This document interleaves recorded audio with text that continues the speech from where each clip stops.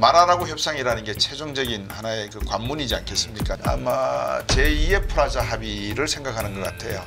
그러면 미국의 흑자를 유지하고 있는 국가들에게는 자국 통화의 절상을 요구할 것이다. 즉 미국 상품을 더 싸게 수입할 수 있는 여건을 만들어라. 이제 그렇게 되면 한국도 포함되지 않겠습니까? 만약에 그렇게 되면 어떻게 되느냐? 일단 국내 증시에서 외국인 투자가들이 팔고 나가겠죠. 원화가 1,200원대 1달러 사는 게 더 싸니까 급격하게 바꿔버려가지고 다시 미국으로 가져갈 수 있는 가능성이 있지 않겠습니까? 이제 한국 경제는 아마 1, 2년 안에 상당히 위험해질 가능성이 있다는 생각. 97년 외환위기 시나리오와 비슷한 시나리오를 고민할 시점이기도 하다. 이쯤 되니까 트럼프 정책에 대한 다양한 시각들이 나오고 있습니다. 박사님 먼저 이 트럼프 2기 행정부를 어떻게 평가하고 계신지부터 좀 들어볼게요. 2기 행정부의 모든 이제 경제 정책만 놓고 보면 네. 일단은 뭐 처음 시작할 때 지정학적 요인과 뭐 경제적 요인들을 다 들고 나와서 세계에다가 화두를 던진 양반이니까 이제 경제만 딱 국한시켜서 놓고 보면 지난해 11월 12일 날 스티븐 미란이 썼던 그 보고서를 기점으로 아마 트럼프 정책을 보시면 될 것 같아요.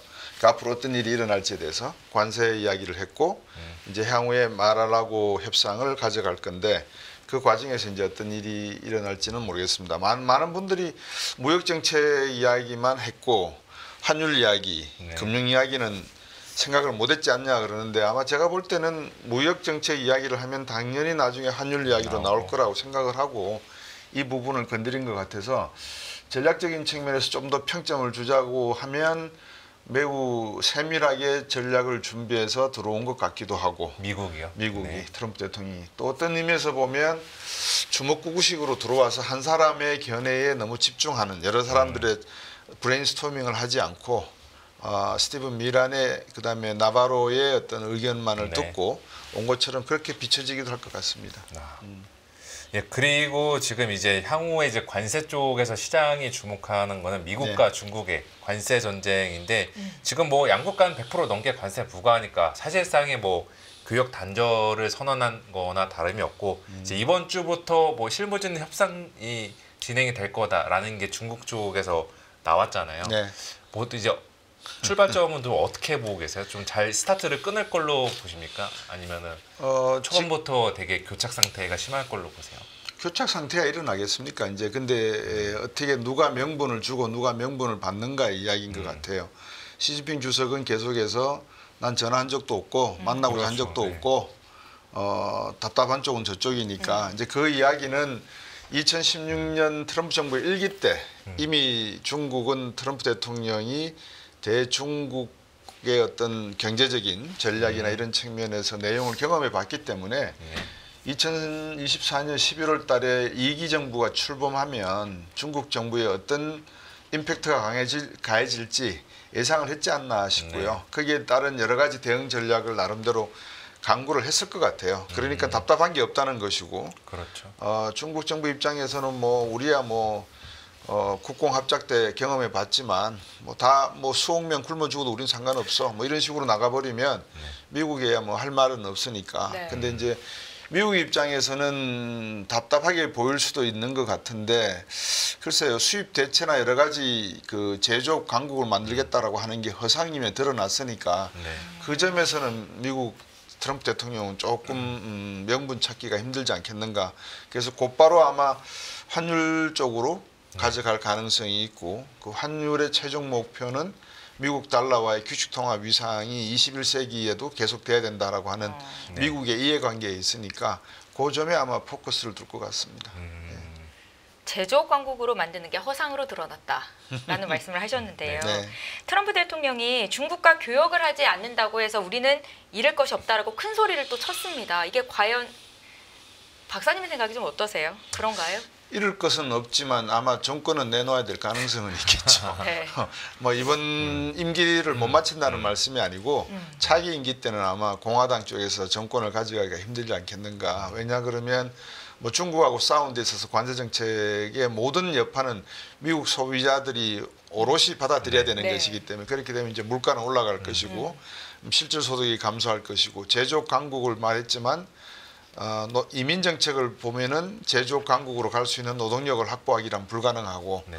여러 가지 여건이 미국은 제조업 강국이라기보다도 금융 서비스 강국, 좋은 말로 하면 신금융 자본주의의 절대 강자라는 지위를 유지하는 것이 바람직한 거라서 트럼프 대통령이 말하는 블러핑 카드 몇 개를 집어 던지고 무시하고 보면 조금 조급할 수 있는 거는 미국이 아니겠는가들 생각하시는 것 같아요. 근데 네. 저는 개인적으로 생각했을 때 미국도 자본주의의 어떤 강화, 신금융주의의 강화라는 측면에서 놓고 보면 이미 기득권을 가지고 있기 때문에 크게 흔들릴 것은 없다. 많은 사람들이 뭐 미국 달러 채권이 이 가격이 떨어지면 금리가 올라가서 비용이 힘들게 되고 이런 내용들을 하시는데 그렇게 되면 달러 자산을 갖고 있는 전 세계 국가들이 다 같이 거렁뱅이가 되니까 그런 점에서 뭐 같이 죽자 이래버리면 할 말이 없죠. 네. 그래서 이제 그런 점에서 누가 치킨 게임에서 승자가 될 것이냐를 놓고 봤을 때 역사적으로 보면 인류 문명사적으로 보면 뭐 감히 말씀드리건데 노마드 쪽이 좀 무식하고 이렇게 밀어붙이는 데 좀 강하고 농경 민족들은 좀 정적이고 안정적인 걸 추구하다 보니까 그런 점에서는 미국 서구 세력들이 조금 더 강하게 나오지 않을까 싶습니다.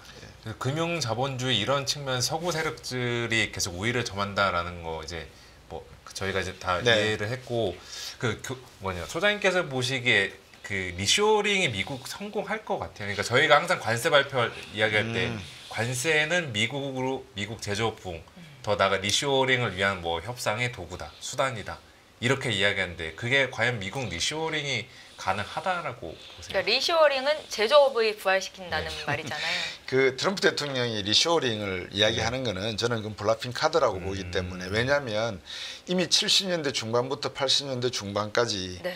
한 20년에 걸쳐서 미국은 제조업을 해외로 다 보내버렸어요.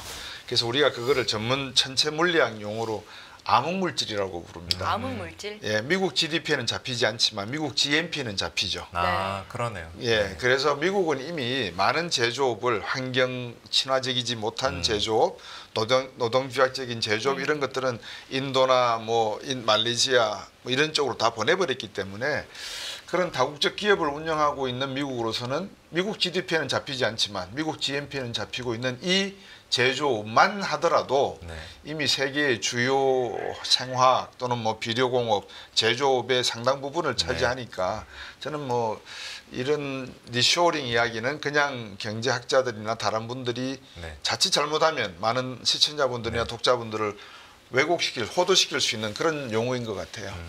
그 리쇼어링은 아니다. 리쇼어링은 뭐 주장은 하죠. 예를 들어서 미국 내에 공급 사슬을 만들어서 반도체나 배터리 같은 것이 육성을 한 다음에 만약의 경우에 미국이 거대한 섬으로 남는다면 이 안에서 자체 공급을 하도록 하겠다라는 내용인데 시장을 생각하지 않고 리쇼어링을 하겠다라고 하는 것은 생각할 필요가 없지 않나요? 일반적으로 미국 내에서 제조업을 강화하겠다는 말은 국내 소비자는 소비자지만 해외 소비자들에게도 물건을 팔겠다는 의미가 되니까 징어 같은 노동 비용 가지고는 턱도 없는 이야기죠. 아니 미국의 관세 영향으로 이미 미국에서도 어떤 징후들이 나타나고 있는데요. 수입 물가가 상승하면서 미국 국민들의 타격이 크다는 이야기입니다. 네, 집계된 그렇죠. 뭐 통계 같은 게 있습니까? 통계가 이제 아직까지는 안 나왔죠. 왜냐하면 보통 그런 예를 들어서 뭐 다치 에론 머스크가 연방 효율부를 만들어 가지고 연방 정부 공무원을 뭐 30만 명가량 해고를 했다. 그 효과가 실업률에 나오느냐? 그게 나오려 그러면 적어도 한 3개월은 더 기다려야 돼요. 왜냐하면 휴가 간 걸로 처리된 부분도 있고 하기 때문에. 그래서 아직까지는 관세가 항만에 하역되는 물건들이 뭐 60% 빠지고 있다 이런 이야기들이 나오지만 통계 지표에 반영되려 그러면 한 3개월에서 6개월 기다려야 되니까 본격적인 것은 6월 달이지 않겠는가. 그래서 연준도 아마 5월 달에 이번 회의를 하면서 당장 금리를 떨어뜨리거나 인상하는 결정을 내리기는 어렵다는 이야기가 그래서 나오는 걸 겁니다. 아마 경제 지표를 봐야 되니까 6월 지표를 봐야 되겠죠. 중국의 컨테이너 예약이 60%나 급감했어요.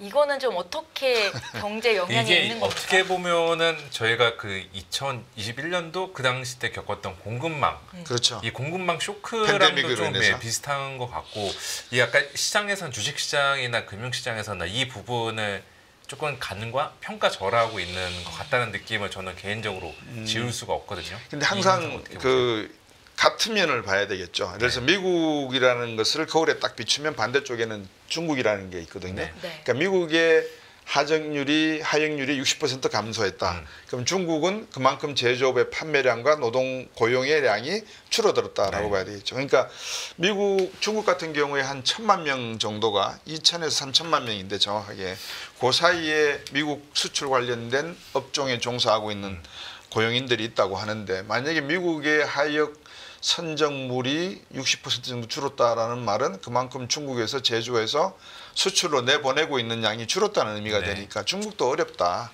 같은 식으로. 근데 이제 중국은 왜 상대적으로 시진핑 주석이 여유를 부리고 있는 것처럼 비춰지느냐. 중국 나름대로는 우리가 잘 살기 시작한 게 그렇게 오래되지 않았고 어느 정도 버틸 수 있는 국민들의 마인드가 존재하고 공산당의 정확한 그 내부 뭐라 그럴까요 장악력 이게 아직까지는 존재한다고 믿는 것 같아요. 근데 뭐 많이 들으셨지만 중국 내부도 지금 뭐 부정부패 이야기도 많이 있고 여러 가지 이슈들이 있어서 중국을 방문해 보시면 길거리에 많은 그런 선전구호들이 나돌고 있거든요. 그런 면에서 보면 트럼프 대통령이나 시진핑 주석 둘 다 뭐 서로 좋아한다고 했으니까 시진핑 주석은 트럼프 대통령이 시진핑 주석 좋아한다고 했으니까 좋아한다는 의미가 어떤 의미인지 모르겠지만 서로의 아픔도 이해한다라고 생각하지 않겠습니까? 이제 그렇게 되면 누가 먼저 손을 내미느냐 그런 측면에서 아마 트럼프 대통령이 먼저 못 이긴 척하는 것 같아요. 제가 느낌에. 근데 거기에 대한 반대급부는 시진핑 주석이 생각하는 것만큼 뭐 관세를 떨어뜨리는 데 있는 게 아니라 다른 데 있는 게 아닌가. 그 다른 데라고 하는 것은 앞에서 인도 파키스탄 문제도 말씀하셨지만 지금 지정학적 문제가 다 얽혀 있거든요. 후티 반군의 문제가 러시아하고의 관계, 이란하고의 관계, 중국하고의 관계가 돼 있고 시진핑 주석하고 푸틴 대통령하고 5월 8일 날 성전일 날 또 만난다 그러지 않습니까? 이런 모든 이야기. 그다음에 트럼프 대통령이 다음 주에 중동을 방문해서 또 사우디아라비아와 아브라함 조약에 대한 뭐 이런 이야기들이 지금 나오고 있잖아요, 언론에서. 그런 걸 보면 지정학적인 요인들과 경제적 요인들이 맞물려 돌아가면서 상당히 복잡한 모습을 가지고 있다. 근데 간단하게 요약하면 미국의 달러 패권에 대한 21세기 후기 산업 사회에서도 이런 미국 중심의 신자본주의 체제를 그대로 가져가려고 하는 게 미국의 뜻이다.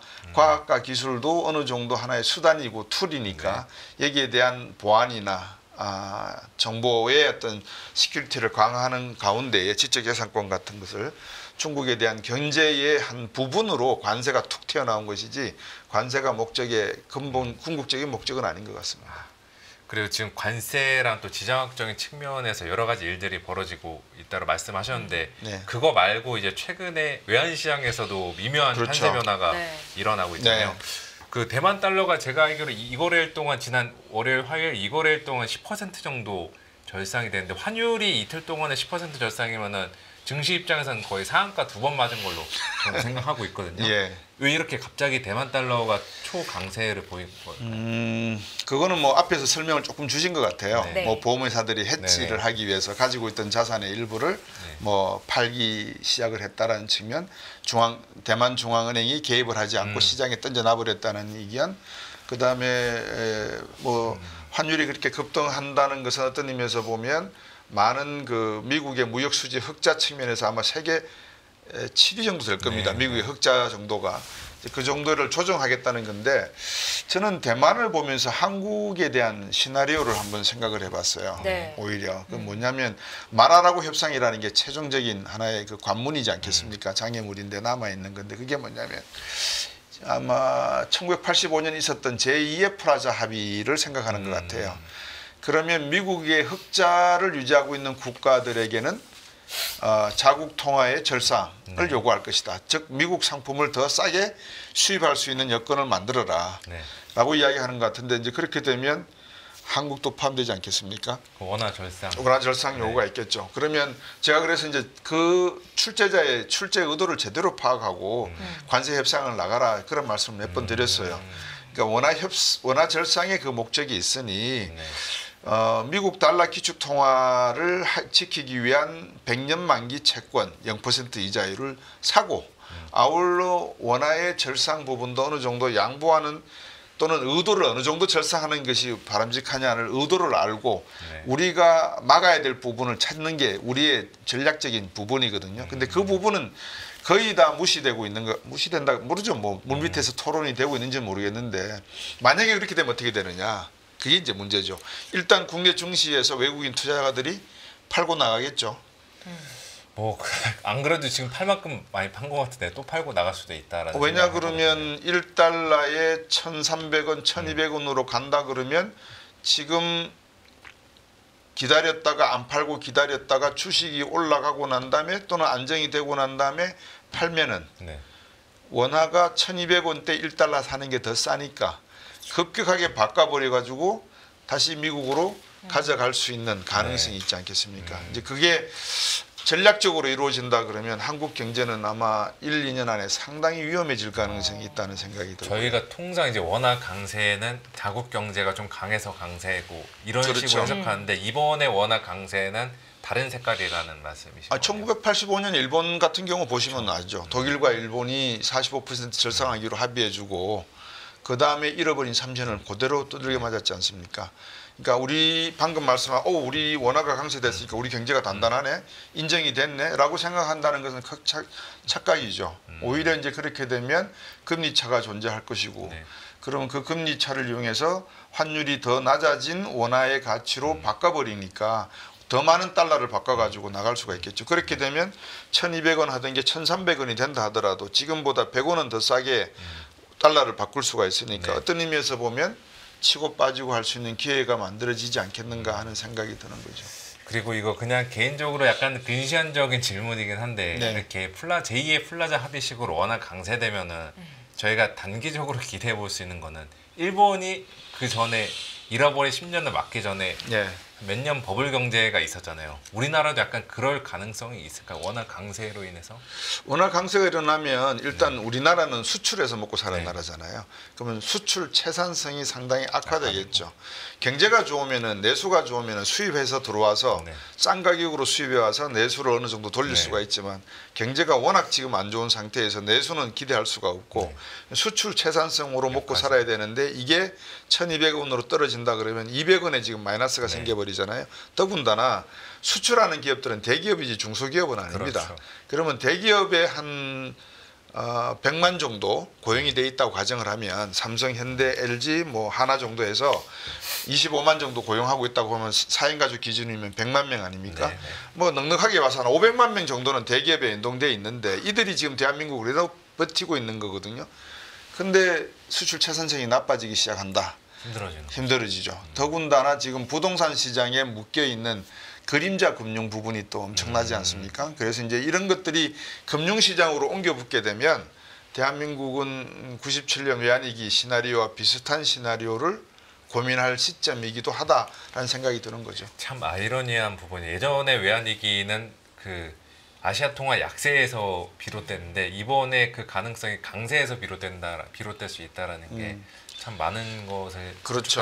함축되어 있는 것 같습니다. 그러니까 이제 이게 세상이라는 게 다 그런 것 같아요. 아까도 말씀드렸다시피 미국을 보면 중국을 볼 수 있듯이 우리가 한쪽만 생각해서는 안 될 것 같아요. 그래서 이 지금 미국이 하고 있는 저 전략적인 행동이 이 한국이나 대만, 일본을 예를 들어서 중국에게 어떤 모습을 보여주려고 하는 건지 메시지를 던지려고 하는 건지 자칫 잘못하면 그 불똥이 튈 수가 있으니까 우리 정부나 기업은 우리 또 국민들은 그 부분에 있어서 확률이 0이 아니거든요. 어떤 방금 말씀드린 최악의 시나리오가 일어날 수 있는 확률이 0이 아니니까 그런 컨틴전시 플랜 정도는 세워놓고 있는 게 바람직한 것 같습니다. 대만 달러 급등을 보면서 제2의 플라자 합의 가능성을 내다보셨고 우리나라 경제가 더 어려워질 상황까지도 염두를 하고 계신 건데 미국이 지금 원하는 게 목적이 관세 정책의 목적이 어찌 되었건 달러 패권을 가져가는 거라고 하셨잖아요. 네. 이렇게 아시아 통화가 급등세를 보이는 게 달러 패권을 유지하는 데 있어서 뭐 걸림돌이 되지는 않습니까? 걸림돌이 된다고 하는 것은 이런 것 같아요. 옛날에 1840년대와 60년대 두 번에 걸친 아편 전쟁을 한번 해고를 해보시면 그 당시에 기축통화였던 은화가 계속해서 중국으로 몰려 들어갔거든요. 근데 중국은 그 은화를 가지고 해외에서 수입에 들어가는 게 별로 없었어요. 그러니까 해외 식민지를 개척할 수밖에 없던 제국주의들은 남미에 가서 은광을 만들어서 은을 개발해서 물건을 중국도 사들이고 했는데 그 노력이 이제 한계에 부딪히니까 중국에게 팔 수 있었던 것은 아편밖에 없었잖아요. 그렇죠. 그러니까 아편을 팔았으니까 결국 은이 들어오는 상황이 돼서 이게 무역 밸런싱을 맞추는 역할을 했단 말이죠. 근데 중국 입장에서 보면 아편이라고 하는 것은 나라를 망치는 거지 않습니까? 그래서 이제 아편 전쟁이라는 이름이 붙여졌는데 지금도 네. 보면 미국 입장에서는 그런 것 같아요. 우리가 제조업이 없다라고 생각하지만 아까도 말씀드렸듯이 다크매터가 분명히 있거든요. 네. 근데 이제 미국이 돈을 많이 싼 가격에 중국 제품을 사서 그만큼 가져왔으면 고부가가치 제품이나 중부가가치 제품들은 중국이 틀림없이 미국으로부터 사가져 갈 수 있음에도 불구하고 이거를 막아버리지 않습니까? 네. 예를 들면 뭐 온라인 쇼핑도 막을 수 있는 아마존이나 마이크로소프트나 구글 같은 검색창은 다 닫아버렸다. 이런 것은 미국이 봐도 맞지가 않는 어떤 대우일 수 있거든요. 그런 측면에서 미국이 제공하는 소위 텍스 이코노미, 이제 우리가 마이크로소프트나 구글 같은 이런 서비스를 저희들이 이제 조세 경제라 그럽니다. 기술만 던져주면은 나머지는 이제 월 이렇게 뭐라 그럴까요? 커미션만 받아서 로열티만 받아서 챙기면 되니까 그런 것을 하려고 했는데 중국이 지적재산권을 거의 무시하다시피 하면서 새로운 기술을 개발해버리고 딥시크 같은 또 다른 기술을 만들어내버리니까 미국 입장에서는 당혹스럽죠. 네. 이 친구들이 14억이라고 하는 경제 규모를 가지고서 못 해내는 게 없겠네 앞으로 그럼? 그러면 이게 블랙홀이 돼버리겠네? 그러면 중국이 지금은 상해나 뭐 신천 같은 정시가 존재하지만 여기에 역할이 갈수록 더 강화된다면 세계 자본까지도 먹어들겠네? 그러면 미국은 어떻게 되지? 그 결과가 나와 있지 않나 싶어서 그런 측면에서 아마 신자본주의, 금융주의 측면에서 기축통화 달러주의가 흔들리고 있는 것 같다. 그러다 보니까 이제 금 가격까지 들썩들썩거리고 그리고 셀 아메리카 현상이 그거. 그렇죠. 근데 그거에 반대되는 파급 효과도 만만치가 않다는 건 제가 말씀을 드렸습니다. 만약에 미국 달러가 정말 종이 쪼가리가 돼버렸다고 가정을 하면 네. 전 세계가 가지고 있는 달러화 표시 자산 가치가 제로가 돼버리니까 같이 망하는 거죠. 그러면 이제 그래도 살아남을 거는 제가 볼 때는 금밖에 없으니까 금의 가치는 더 올라가지 않겠는가 그렇게 보는 것 같습니다. 향후 금값이 어떻게 움직일지에 대한 해안까지도 지금 얻어낸 거죠 저희가. 2030년에 3,800불이니까 선물 가격이 네. 조만간에 4,000달러 올라가겠죠. 금값이 다시 3,400달러 위쪽으로 올라가고 있다는 그렇죠. 뉴스가 좀 있었던 것 같아요. 전에 저희 뭐 게스트 패널 분께서는 더 이상 그 이상의 가격대에도 이야기하셨으니까 금은 저희가 뭐 자산 배분 차원에서라도 일부 네. 편입을 해가는 게 맞는 것 같네요. 그렇죠. 네. 근데 그런 것들을 우리 한국은행에서 네. 조금 더 적극적인 대국민 소통의 의지를 보여줬으면 좋겠어요. 다른 말씀을 드리면 우리 한국은행이 환율도 담당을 해야 되고 네. 관리도 해야 되고 물가도 관리해야 되고 실업률도 관리해야 되지만 국가의 자산 관리 측면에서 미국 재무성 채권은 얼마 그리고 금은 얼마 뭐 이런 외환 보유고는 얼마 이런 형태의 자산 포트폴리오를 조금 더 공격적으로 가져갈 필요가 있는데 최근에 들어서 이제 암호화폐에 대한 네. 인식도 좀 바뀌어가는 것 같고 그래서 미국 정부가 이미 나서서 뭐 비트코인 ETF나 이더리움 ETF를 만들어 놓고 있는데 우리나라 정부는 그것을 터부시만 하니까 제 생각에서는 모르겠습니다. 세계는 지금 뭐 영어로 표현해서 죄송합니다만 와이드 오픈이거든요. 네. 열려 있는 세상이 돼버려 가지고 어떤 시점에 어떤 자산이 정확하게 미래의 가치가 될 것인지에 대한 것은 지금은 불확실한 상황인 것 같습니다. 알겠습니다. 그런데 이런 시점에 중국은요. 중앙은행이 지급 준비율 또 정책 금리를 인하할 예정이다라고 네. 밝혔습니다. 내수 경기를 계속해서 활성화시키는 정책을 내놓고 있는 건데 이게 좀 실효성이 있을까요, 박사님?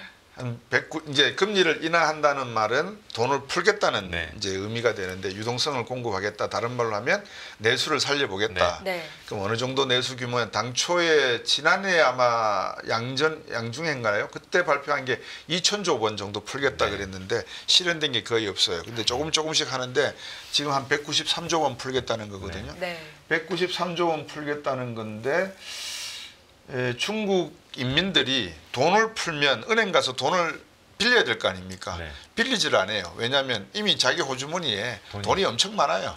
저축률이 50%가 넘는데요. 뭐. 근데 왜 안 쓰고 있는 걸까요? 미래에 대한 불확실성 때문에요. 그래서 정부는 정책을 만들어내도 인민들은 이미 대책을 강구를 하고 있기 때문에 중국 정부가 그렇게 내수를 진작하려고 해도 진작될 기미가 보여야 되는데 보이지 않는다. 왜? 실업률, 청년 실업률 지금 대도시 같은 경우에는 체감이 40, 50%거든요. 네. 거기다가 상해나 이런 대도시에 가보시면 사람들이 모이지를 않아요. 뭐 최근 노동절에는 엄청난 인파가 모였다고 하지만 이제 그런 내용들이 담겨져 있어서 중국 정부는 지금까지 거시경제 정책을 써서 공황 같은 상황을 극복해 본 경험이 없는 국가잖아요. 그런데 이제 그런 정책을 편다고 했을 때 과연 지금 유동성 함정에 빠져버린 상태거든요. 정부가 돈을 풀겠다고 외치는데도 인민들은 돈은 안 빌려가고 안 도니까 결국은 이 문제를 어떻게 풀어내는가가 가장 큰 문제인데 제가 시진핑 주석에게도 공고를 드렸어요. 방법이 있다. 어떤 방법이 있을까요? 투자 협정을 체결을 하셔서 네. 미국과 서구의 투자 자본가들이 네. 중국 내 보험사나 제2금융권에 진출하도록 허락만 해주면 네. 이 문제는 일시 해결이 된다. 그러니까 지금 해외 투자자들이 중국의 금융 서비스 산업엔 투자를 못하고 있거든요. 그렇죠. 그러니까 이 부분이 부동산 문제도 그렇고 자꾸 이렇게 거시경제를 취급해 보지 못한 중국 공산당 입장에서는 경제라고 하는 것은 내수가 따로 있고 금융이 따로 있고 제조업이 따로 있는 것처럼 생각하는데 그게 아니고 모두가 다 금융으로 엮여져 있거든요. 그래서 그 엮여져 있는 혈관 안에 어느 부분이 막혀 있는데 그거를 뚫어줘야 되는데 뚫어지지 못하고 있는 게 투자협정인 것 같다. 그래서 투자협정을 제대로 체결하시면 엄청난 손해는 보실 수 있겠죠. 국부의 이슈는 있을 수 중국 있겠죠. 정서에 쉽진 않은 의사결정이긴 할 텐데. 네. 근데 그렇게 해서 상생하는 거고요. 그래야지만 상해나 심천이나 홍콩의 증시가 더욱더 부양될 가능성이 있고 결국은 중국도 하나의 자본국으로서 네. 지위를 갖게 될 수 있는 그런 가능성, 기회가 있을 것 같아서 말씀을 드렸습니다. 그러니까 뭐 지급 준비율이나 정책 금리를 인하하는 것이 실질적으로 내수 부양에는 큰 도움이 되지 전혀 않을 도움이 안 것이다. 될 것 같습니다. 전혀 도움이 되지 않을 것이다. 중국 경제 돌파구는 우리 곽수종 박사님께서 방금 말씀하셨다시피 해외 투자를 늘리는 것, 금융시장 개방. 네, 외국인들이 네. 투자할 수 있는 환경을 만드는 것이라는 말씀을 주셨습니다. 중국이 미국 국채를 계속 줄여가고 있다는데요. 최종 목표는 어디에 있습니까? 중국이 미국 국채를 한 3천억 달러 가량 이제 줄여 나갔거든요. 네. 줄였는데 그거는 일본도 최근 들어서 한 400억 그렇죠. 달러 정도 줄였죠. 그거는 중국도 그렇고 일본도 그렇고 앞에서 대만이 보험사들이 해지용으로 자산 처리를 했다라고 한 말씀을 드렸다시피 아마 그런 부분도 존재할 것 같아요. 근데 이제 문제는 과거에 2003년도에 중국이 2005년도죠. 영국 금융시장에서 MBS 모기지 담보부증권을 갖다가 한 400억 달러를 무기명으로 팔아버렸거든요. 그 바람에 이제 서브프라임의 단초가 나는데 이번 같은 경우에는 다 드러났죠. 명확하게 중국 정부도 3천억 정도 팔았다 이런 내용인데 그게 미국 달러화 패권에 대한 도전이라고 해석하는 것은 너무 심하게 해석하는 것 같고요. 아마 내부의 자금이 필요해서 그랬을 가능성이 있다라는 생각이 들기도 합니다. 그러니까 지금 지난해에 2, 3년에 걸쳐서 일어났던 헝다나 베개위원회에서 부동산 개발 부실로 인한 부실 자금이 13조 달러 정도 된다고 하거든요. 그러니까 미국이 지난번 2008년도하고 서프라임 위기 때 하고 팬데믹 때 지금 재정 적자로 풀어낸 자금이 11조 3천억 달러 정도 되니까 그보다 훨씬 더 많죠. 그러니까 지금 중국 내부로는 엄청나게 골마가고 있다. 자본적인 측면에서는 지금 혈액안에 피가 산소를 제대로 공급 못하고 있는 상황인데 중국 시진핑 주석은 이거는 우리가 그냥 과거 경험상 문화혁명 때도 그랬고 버틸 수 있어라고 생각하면 큰 오산인 것 같고 하루빨리 해결책을 찾는 방법은 해외에서부터 새로운 피를 수혜를 받거나 그런 방법이 제일 좋은데 문제는 말씀 주셨지만 중국 내부의 이제 자금이 해외로 유출되거나 중국 자본시장이 해외 자본에 의해서 잠식당하는 부분이 워낙 크면 자기들은 열심히 일해서 돈을 벌어봤자 실제로 돈을 가져가는 것은 외국 자본일 수밖에 없다라고 하는 한국 보고 ATM 머신이라 그러잖아요. 그렇죠. 그런 형태가 될까 싶어서 걱정하는 것 같습니다. 어려운 과제이네요. 네. 베센트가 말한 중국이 미국의 국채를 팔 경우에 발권력을 동원해서 국채를 사들이겠다라는 경고가 현실화될 가능성이 있습니까? 앞에서 주신 질문하고 이제 같은 맥락이 같은 것 같아요. 네. 중국이 미국 재무성 채권을 그러니까 팔고 있는 것은 어느 정도 자원에 대한 필요성, 재원에 대한 필요성이 있지 않나라는 생각이 드는 거고요. 베센트 재무장관이 그런 이야기를 한 것은 뭐라 그럴까요? 참 이런 말씀 드리기가 저도 죄송스러운데 실제로 재무부가 미국의 그 채권의 역할이 어디에 있는지를 제대로 이해를 못하고 계시는 게 아닌가 하는 생각이 들어요. 미국 재무성 채권이라고 하는 것은 금을 담보로 해서 돈을 발행하지 않고 이제 채권을 팔아서 돈을 갖다가 발행하는 셈이거든요. 네. 그래서 중국이 이 채권을 갖다가 이제 더 이상 사지 않고 팔아버렸다는 말은 달러를 갖다 달라는 표시가 아니겠어요. 그죠? 그럼 돈을 더 찍어내야 된다는 의미가 되잖아요. 그러니까 미국으로서는 그렇게 되면은 금리 비용이 올라가고 돈은 더 찍어내야 되는 이중 부담이 오니까 이거를 재정적으로 어떻게 해결해야 될지에 대한 고민이 있다는 것인데 그거를 뭐 베센트 장관이 다른 의미로 해석한다는 것은 조금 뜻을 모르는 것 같고 오히려 제롬 파월 의장의 해석이 맞는 것 같은 생각이 들어요. 그래서 조금 더 경제 지표들을 지켜보면서 너무 중국에 대해서 이렇게 몰아붙이는 것보다도 좀 여유를 갖고 중국을 이해하는 방향으로 좀 유화 정책을 쓰는 것도 필요하지 않나 하는 생각이 들거든요. 그래서 이제 미국 같은 경우는 독일로부터 금도 가지고 들어오고 있고 많은 자산들을 지금 쌓고 있는 상황이니까 재무성 채권에 대한 이야기는 달러와 기축통화의 위상을 이야기한다. 이렇게 이해하시면 도움이 되실 것 같습니다. 네. 그리고 그 오늘 이제 아침이었죠. 트럼프가 뭐 8일이나 9일에 지각을 뭐 뒤흔들 큰 발표가 맞아요. 있을 거다. 근데 안 그래도 여러 차례 세상을 뒤흔들어 놨는데 또 흔들만한 게 있을까요? 이게 관세 협상은 아니라는 네. 말을 했던 것 같아요. 제가 또 이런 말씀 드려서 나중에 어떤 결과가 응과 응보를 받을지 모르는데 네. 트럼프 대통령의 그 언론을 대하는 자세를 가만히 보시면 상당히 뻥카를 많이 날립니다.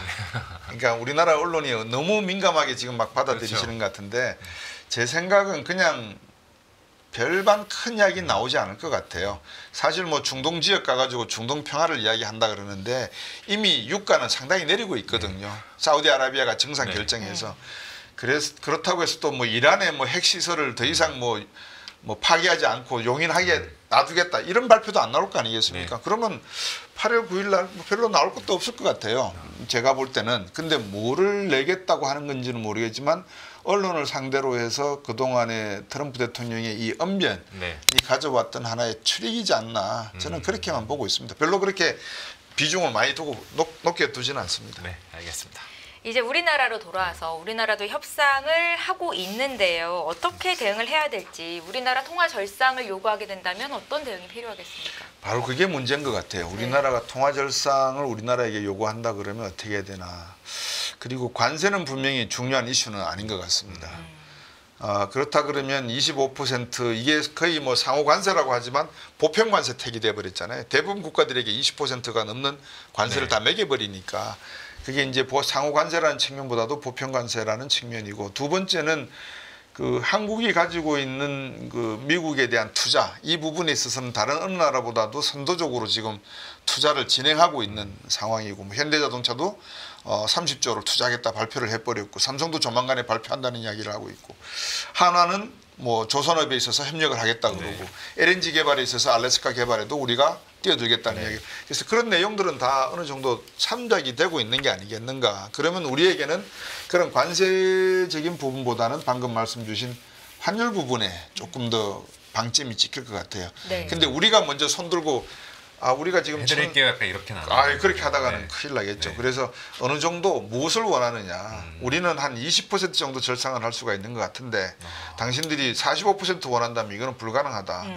이런 식의 이제 그런 물밑 논의가 어느 정도 있어야 되지 않겠나 하는 생각이 듭니다. 그래서 말하라고 협상이 우리의 최종 그 미국의 의도를 파악하는 최종 목적지가 돼야지 관세에 너무 오래 머물렀다가는 진 다 빼고 말하라고 가가지고는 그냥 하라는 대로 할 수밖에 없는 상황. 이거는 피해야 될 것 같고 아마 그 내용은 차기 정부에서 만들어질 것 같은데 차기 정부에서 미국 통일이라고 하는 뭐 분이 몇 분 계시기는 한데 그분들은 모르겠습니다. 능력이 어느 정도 될지에 대해서는.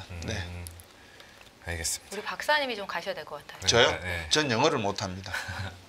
영어 그래도 잘하실 요즘 것 뭐 같은데요. GPT나 통역들도 뭐 워낙 잘 돼 있으니까 저도 되지 않을까. 이제 그 말씀은 그렇게 제가 생각이 듭니다. 대한민국 경제의 가장 중요한 지금 상황에서 우리가 맞닥뜨린 문제는 지정학적인 문제하고 경제적인 문제가 지금 막 뒤엉켜 있어가지고 대중관계, 대러관계, 대북관계 이것이 어떻게 미국과의 어떤 관계 속에서 경제적인 메시지로 악화돼 버리면 상당히 그 뭐라 그럴까요?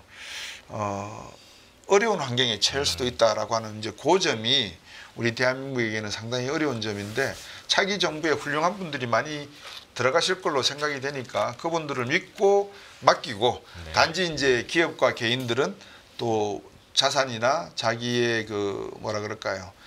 고용 관계를 잘 리스크 관리하시는 게 중요하지 않나 싶습니다. 네, 감사합니다. 마지막으로 우리 이 방송을 보고 계신 투자자 여러분들을 위해서 어떤 조언을 해주실 수 있겠습니까?